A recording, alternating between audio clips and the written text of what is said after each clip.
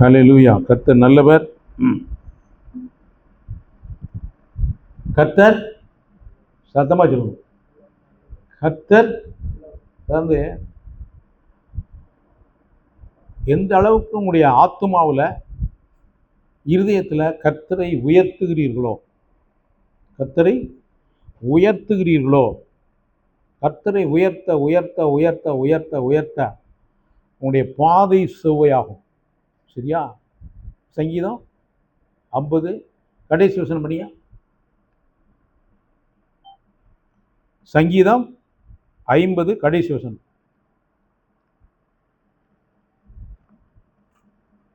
சங்கீதங்களின் புஸ்தகம் 50ஆம் அதிகாரம் கடைசி வசனம். ஸ்தோத்திர பலியிடுகிறவன் என்னை மகிமைப்படுத்துகிறான், தன் வழியை செவ்வைப்படுத்துகிறவனுக்கு தேவனுடைய ரட்சிப்பை வெளிப்படுத்துவேன். பாருங்க, நல்ல புரியணும். இந்த வசனம் ஜீவன் உள்ளது, இந்த வார்த்தை உண்மையானது, இந்த வார்த்தை சத்தியமானது. ஸ்தோத்திர பலி இடுகிறவன் என்னை மகிமைப்படுத்துகிறான். பாருங்க, யாரெல்லாம் ஸ்தோத்திரம்னா என்ன அர்த்தம்? நன்றின்னு அர்த்தம். யாரெல்லாம் கர்த்தருக்கு நன்றி சொல்கிறார்களோ, கர்த்தரை துதிக்கிறார்களோ, அவருடைய வாழ்க்கையில் என்ன நடக்கும் தெரியுமா? தன் வழியை செவ்வைப்படுத்த. நீங்கள் ஸ்தோத்திரம் பண்ணும்போது உங்களுடைய வழிகள் செவ்வையாகும், உங்களுடைய நினைவுகள் என்ன செய்யும்? செம்மையாகும், உங்களுடைய சிந்தனைகள் செம்மையாகும், உங்களுடைய திட்டங்கள் செம்மையாக இருக்கும். யாருக்கு? கர்த்தருக்கு ஸ்தோத்திரம் செலுத்தும் போது. நல்லா புரிந்து கொள்ள வேண்டும். இது புதிய ஏற்பாட்டில் உங்களுக்கு காண்பிக்கிறேன். ரோமருக்கு எழுதியிருப்போம். ரோமருக்கு எழுதின கடிதம்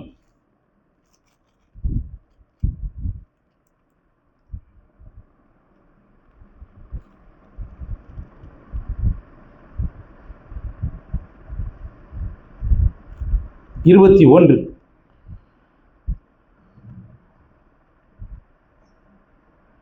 ரோமர் 1:21.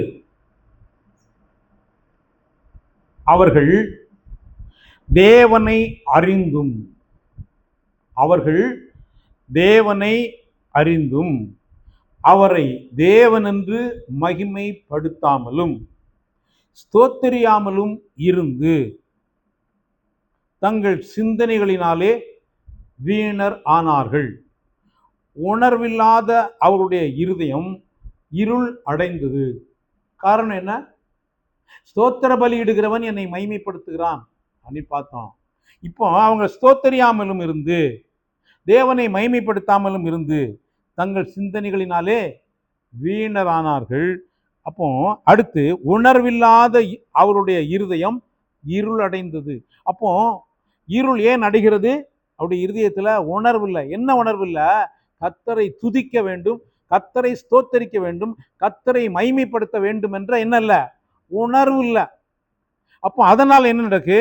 அவர்கள் தங்களை ஞானிகள் என்று சொல்லியும் பைத்தியக்காரராகி அழிவில்லாத தேவனுடைய மகிமையை அழிவுள்ள மனுஷர்கள், பறவைகள், மிருகங்கள், ஊரும் பிராணிகள் ஆகிய இவைகளுடைய ரூபங்களுக்கு ஒப்பாக மாற்றினார்கள். இது நிமித்தம் அவர்கள் தங்கள் இருதயத்தில் உள்ள இச்சைகளினாலே ஒருவரோடு ஒருவர் தங்கள் சரீரங்களை அவமானப்படுத்தத்தக்கதாக தேவன் அவர்களை அசுத்தத்திற்கு ஒப்பு கொடுத்தார். பாருங்க, கர்த்தரை மகிமைப்படுத்தல அப்படின்னா அவர் கேடான சிந்தைக்கு அவர்களை என்ன செய்வாரு? ஒப்பு கொடுப்பார். பாருங்க, இப்போ பிரச்சனை எங்க காரணம் இருக்கு? நீங்க கர்த்தரை ஸ்தோத்தரிக்கல, மகிமைப்படுத்தல, அவரை துதிக்கல, அவரை ஆராதிக்கல, அவருக்கு நன்றி செலுத்தல அப்படின்னா கர்த்தரே உங்களை ஒப்பு கொடுப்பார் என்று எழுதியிருக்கிறத பைபிள்ல தாங்க எழுதியிருக்கு. இது யாரு? கர்த்தரை தேடாதவங்களுக்கா? கர்த்தரை தெரியாதவங்களுக்கா? பைபிளே படிக்காதவங்களுக்கா எழுதியிருக்கு? அவரை ஏற்றுக்கொண்டு அவரை பின்னாடி போறவங்களுக்காகத்தான் இது எழுதப்பட்டிருக்கு. சரியா? எனவே பிரியமானவர்களே, ஸ்தோத்திர பலியிடுகிறவன் என்னை மகிமைப்படுத்துகிறான். அதே சங்கீதம் 50 நீங்க பாத்தீங்கன்னா, சங்கீதம் 50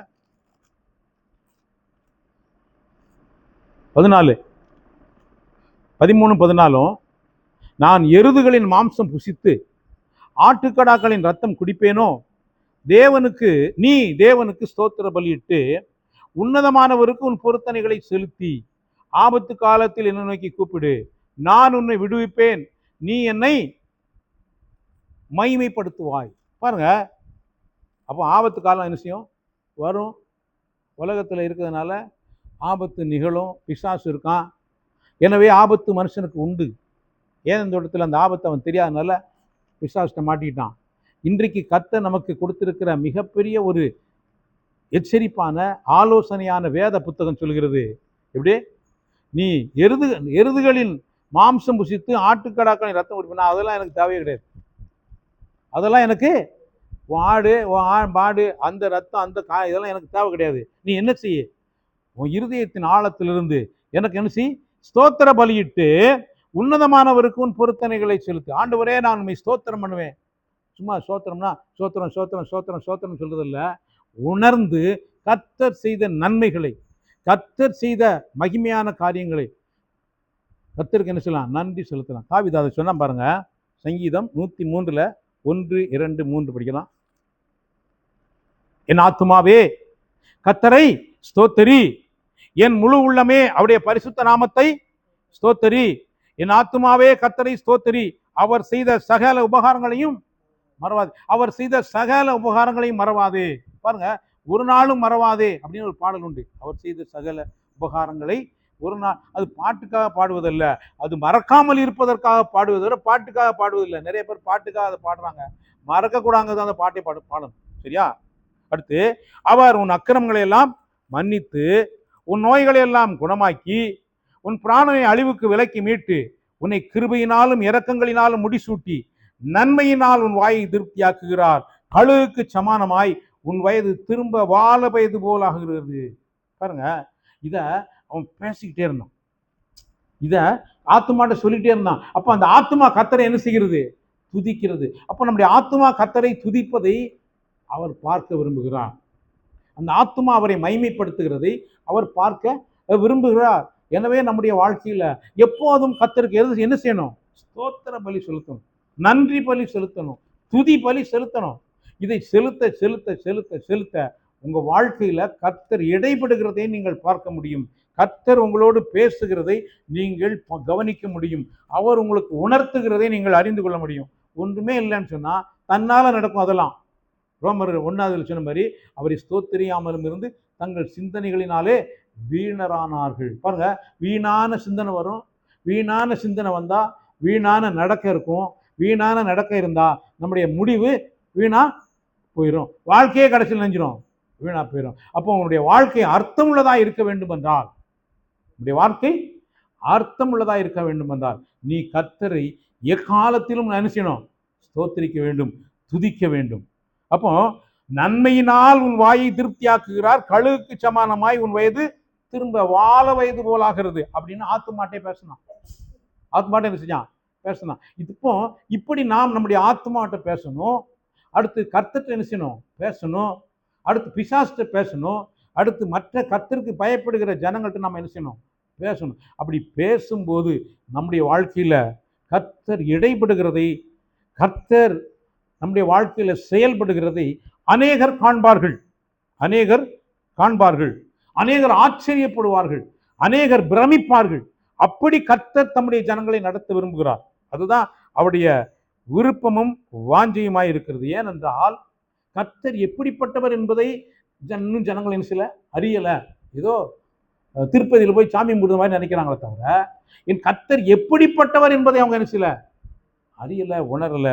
பிரியமானவர்களே, நான் எதற்காய் பிடிக்கப்பட்டிருக்கிறேன், எதற்காய் தெரிந்து கொள்ளப்பட்டிருக்கிறேன் என்பதையும் அவங்க என்ன செய்யல, அறியாமல் அநேகர் இருக்கிறார்கள். பாருங்க, அவர் என்ன 8ஆம் வசனம் படிக்க, கர்த்தர் உருக்கமும் இரக்கமும் நீடிய சாந்தமும் மிகுந்த கிருபையும் உள்ளவர். அப்போ அப்பா, என் மீது நீர் வைத்திருக்கிற உருக்கம், இரக்கம், நீடிய சாந்தம், மிகுந்த கிருபைக்காய் நன்றி, ஸ்தோத்திரம் அப்படின்னு சொல்லி இந்த வார்த்தைகளை சொல்லி துதிக்கணும். சும்மா தோத்திரம் தோத்திரம் அப்படி அல்ல. உடைய கிருபைக்காய் ஸ்தோத்திரம், உடைய இரக்கங்களுக்காய் ஸ்தோத்திரம், உடைய தயவுக்காய் ஸ்தோத்திரம். எப்பா எப்போதும் உடைய இருதயத்தில் அது ஓடிட்டே இருக்கணும். உங்களுடைய நாவில் எப்போ சமயம் கிடைக்கோ அப்போ சொல்லணும்.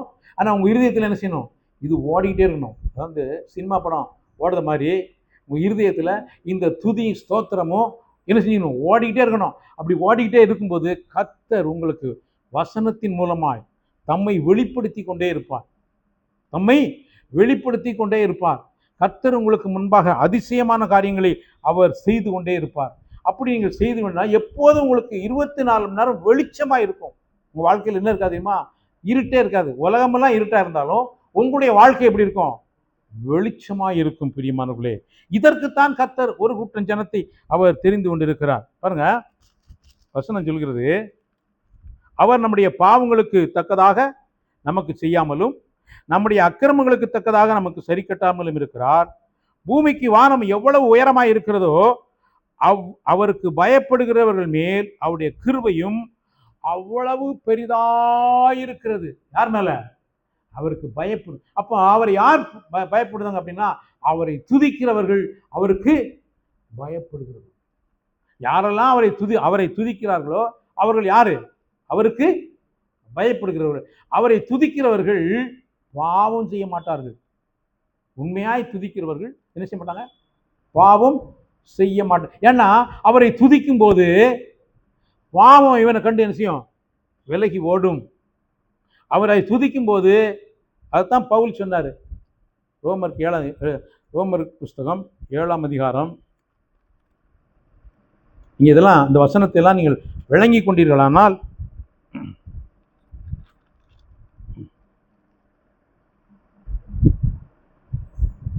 ஏழு 24, 25 நிர்பந்தமான மனுஷன் நான். தன்னை பார்க்கும் போது எப்படி தெரியுது?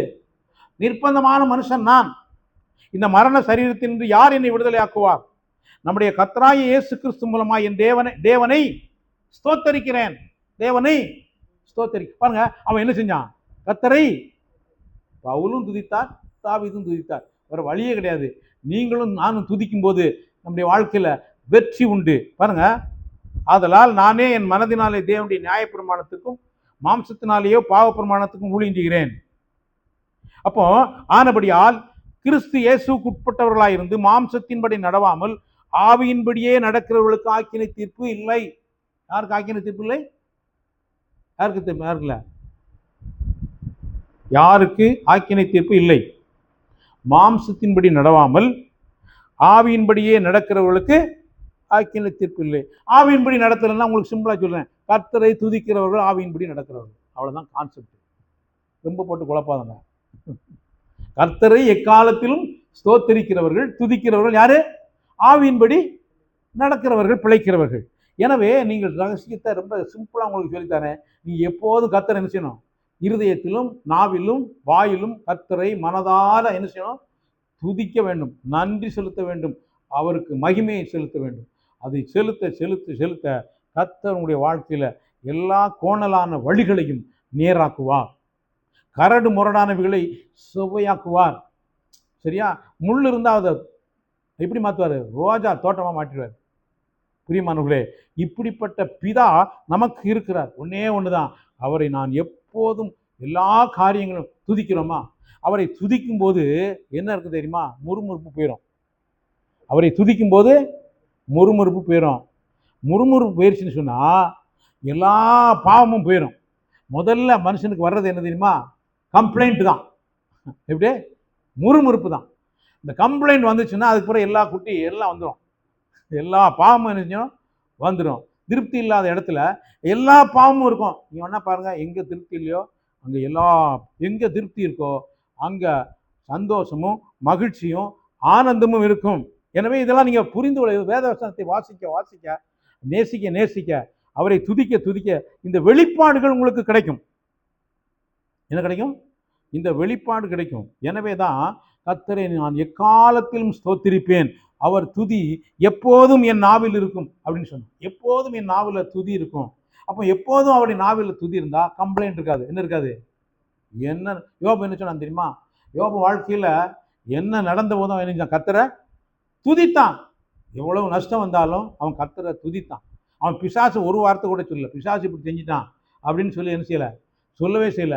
எனவே உங்கள் வாழ்க்கை இன்னும் இந்த 2026 மாற்றம் இருக்கணுமா, மகிமையான ஆண்டா இருக்கணுமா, இப்ப இருந்தே கர்த்தர் செய்த நன்மைகளுக்கு நன்றியையும் துதியையும் ஸ்தோத்திரங்களையும் இடைவிடாமல் ஏறெடுங்க. முறுமுறுப்பை தூர தள்ளிட்டு, குறை சொல்லுதலை தூர தள்ளிட்டு, எல்லாவற்றிற்கும் உங்க வழிகளை சுவைப்படுத்தி கர்த்தரை துதியுங்கள். கர்த்தரை துதிக்கும் போது உங்களுடைய பாதைகள் செம்மையாக்கப்படும், உங்களுடைய வழிகள் செம்மையாக்கப்படும், உங்களுடைய சிந்தனைகள் செம்மையாக்கப்படும், உங்களுடைய நடக்கைகள் சுவையாக்கப்படும். பிரியமானவர்களே, வேற வேற எந்த ரூட்டும் கிடையாது. ஆனால் இது ரொம்ப சிம்பிளான ரூட், ரொம்ப எளிதான ரூட்டு. இந்த எளிதான பைபாஸில் போனீங்கன்னா உங்கள் வாழ்க்கையில் கர்த்தர் மகிமையான காரியங்களை செய்திருக்கிறதை நாம் பார்க்க முடியும். எனவே பிரியமானவர்களே, நீங்கள் ஒரு தீர்மானம் பண்ணணும். கடந்த காலங்கள்லாம் கர்த்தர் எனக்கு என்னெல்லாம் செஞ்சார், எந்தெந்த மனுஷங்கள்லாம் சந்திச்சிங்க, அவங்க மூலமாக பெற்றுக்கொண்ட ஆசீர்வாதங்களுக்கு நன்றி சொல்லுங்கள். அவங்க மூலமாக பெற்றுக்கொண்ட ஆசீர்வாதங்களுக்கு நன்றி சொல்லுங்கள். அவங்க என்ன செஞ்சுட்டாங்களோ அது மூலமாய் கர்த்தர் உங்களுக்கு ஒரு சின்ன நன்மையாவது வந்திருக்கும். ஒரு சிறிய நன்மை, அந்த சிறிய நன்மை ஒரு முடியளவு கூட இருந்திருக்கலாம். அதற்காக நீங்கள் நன்றி சொல்ல வேண்டும். அவர் செய்த தீமை மிகப்பெரிய மலை போன்று இருக்கலாம். அவர்கள் மூலமாய் ஒரு சிறிய நன்மை, ஒரு முடி போன்ற நன்மை பெற்றிருக்கலாம். அந்த முடி போன்ற நன்மைக்காக நீங்கள் நன்றி செலுத்தும் போது அந்த மலை அகன்று விடும். அந்த மலை என்ன செய்யும்? தகர்ந்து விடும். அந்த மலை சமுத்திரத்தின் ஆழத்துல போய் விழுந்து விடும். பிரியமானவர்களே, எனவே இப்படிப்பட்ட சர்வ வல்லமையுள்ள தேவன் நமக்கு வைத்திருக்கிற மிக பெரிய ஆசீர்வாதம் என்னன்னா, நன்றியிலையும் துதியிலையும் இருக்கிறது.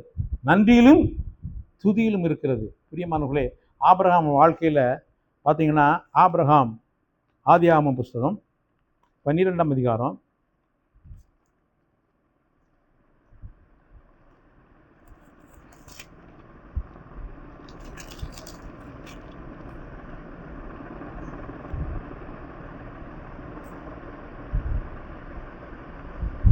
1 ஆபிரகாம் கூட்டு இப்போ 1வது வசனத்தில் பேசுகிறாரு. இப்படி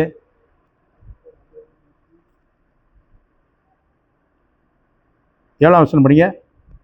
1:7 கர்த்தர் ஆபிரகாமுக்கு தரிசனமாகி என்றார்.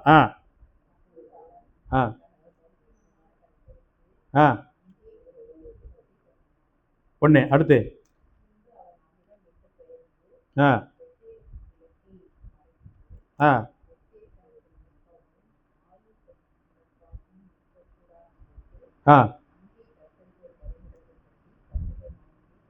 கர்த்தருடைய நாமத்தை தொழுது கொண்டான். பாருங்க, ஆபிரகாம் கர்த்தர் ஆசீர்வதிச்சார்னா அவன் விசுவாசம் மட்டும் இல்லை, அவன் என்ன செஞ்சான்?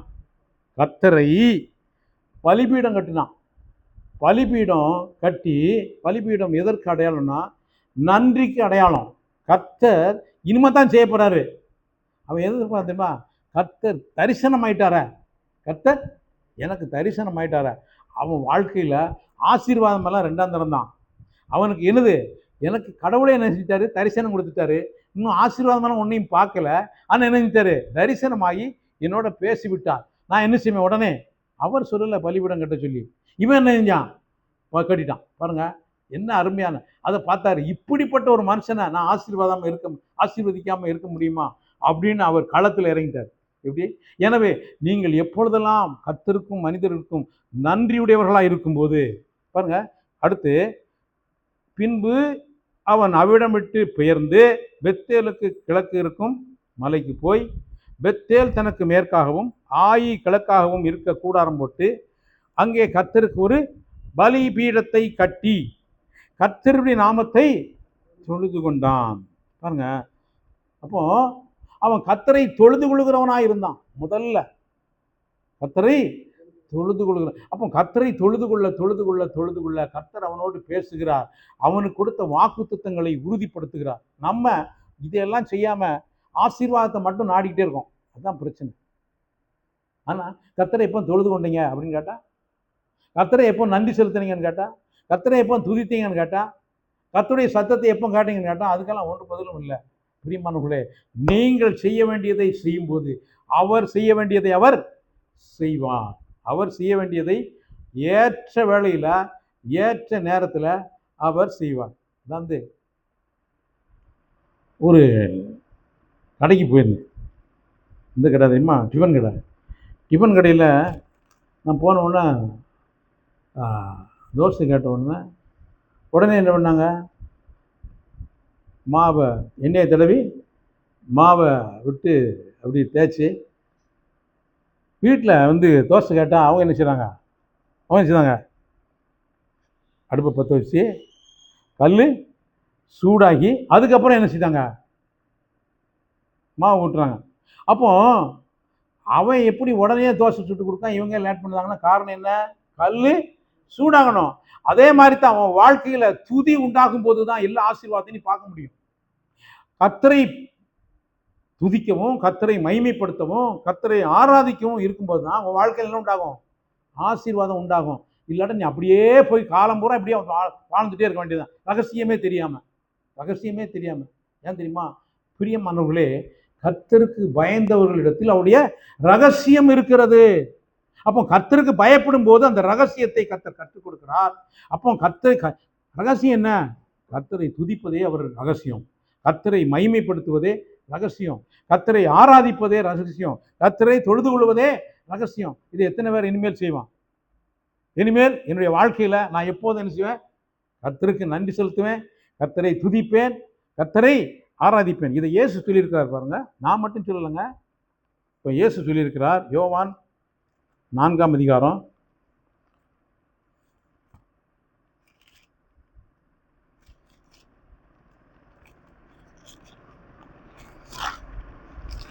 4ஆம் அதிகாரம்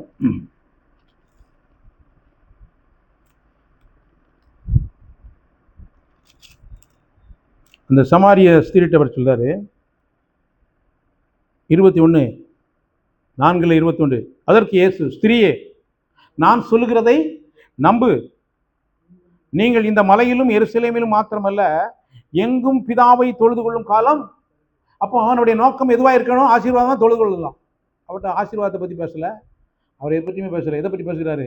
பிதாவை தொழுது கொள்கிறதை பற்றி பேசுகிறார்.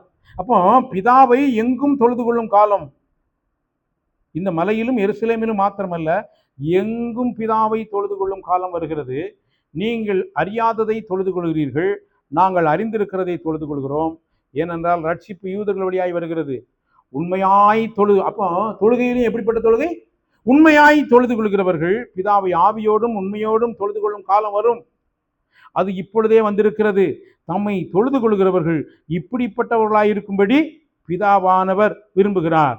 தேவன் ஆவியாய் இருக்கிறார், அவரை தொழுது கொள்கிறவர்கள் ஆவியோடும் உண்மையோடும் அவரை தொழுது கொள்ள வேண்டும். பிரியமானவர்களே, இந்த பூமியில ஆபிரகாம் கர்த்தரை தொழுது கொண்டான், சரியா? இப்போ இயேசு என்ன சொல்கிறார்? பிதாவை ஆவியோடும் உண்மையோடும் தொழுது கொள்ளும் காலம் வரும்.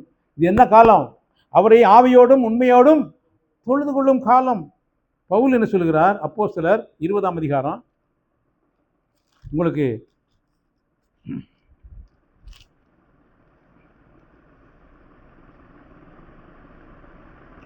20:19, வெகு மனத்தாழ்மையோடும் மிகுந்த கண்ணீரோடும் யூதருடைய தீமையான யோசனைகளால் எனக்கு நேரிட்ட சோதனைகளோடும் நான் கர்த்தரை சேவித்தேன், நான் கர்த்தரை தொழுது கொண்டேன் அப்படின்னு சொல்லி என்ன சொல்றாரு? பவுல் சொல்றாரு. இப்படி நம்ம சொல்ல முடியுமா?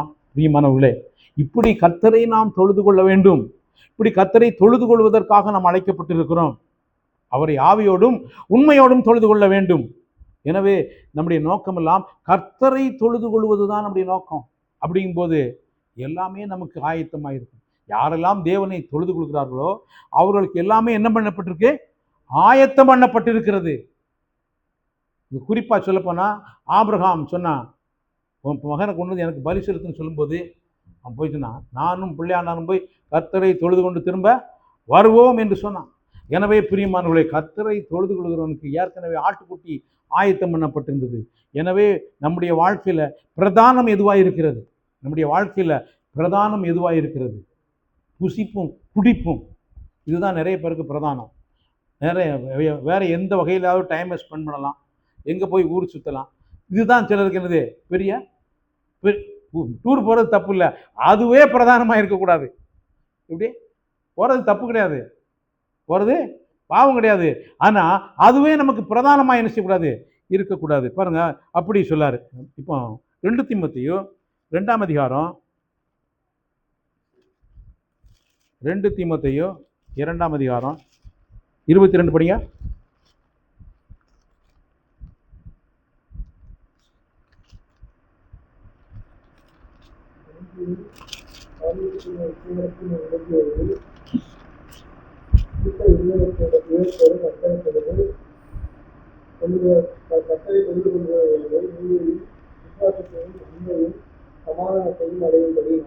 பாருங்க, அன்றியும் பாலியத்துக்குரிய இச்சைகளுக்கு நீ விலகி ஓடி சுத்த இருதயத்தோட கர்த்தரை தொழுது கொள்ளுடனே நீதியையும் விசுவாசத்தையும் அன்பையும் சமாதானத்தையும் அடையும்படி நாடு. வேதம் நமக்கு தெளிவா எதை அடைய வேண்டும், எதை நாட வேண்டும் என்று சொல்லி, அப்போ சுத்த இருதயத்தோடு கர்த்தரை தொழுது கொள்ள வேண்டும்.